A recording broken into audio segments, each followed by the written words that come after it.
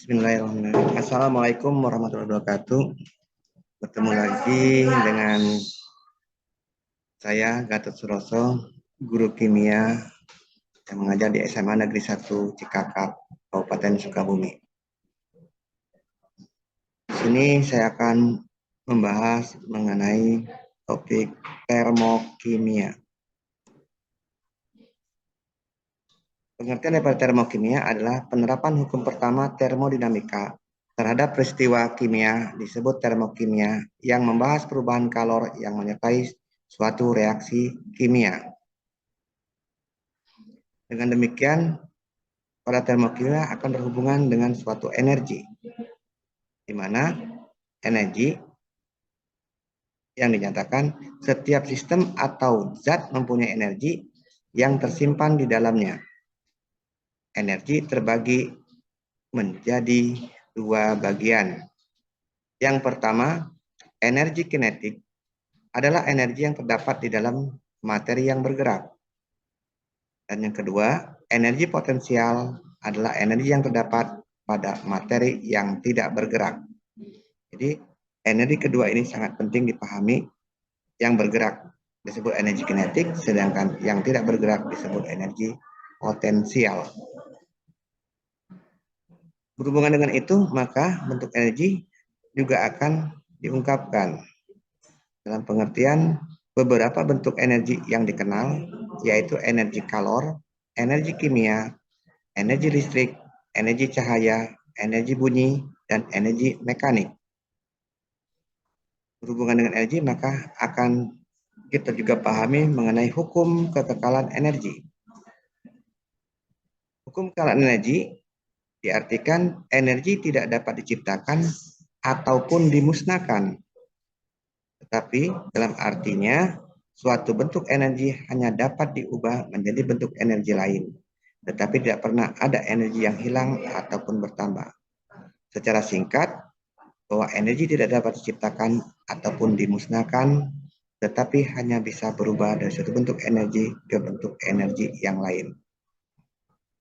Dengan demikian juga akan berhubungan kepada yang disebut dengan entalpi yang dituliskan dengan huruf H besar.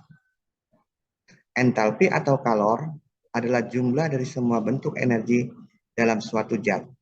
Dinyatakan dengan H besar. Misalnya entalpi untuk uap air ditulis H2O gas.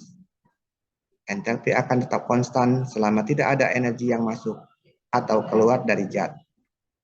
Besarnya entalpi tidak dapat ditentukan. Dengan itu, maka yang bisa dihitung adalah perubahan entalpinya, atau disebut perubahan entalpi, dilambangkan dengan delta H. Perubahan entalpi atau delta H adalah perubahan kalor yang terjadi pada suatu reaksi kimia.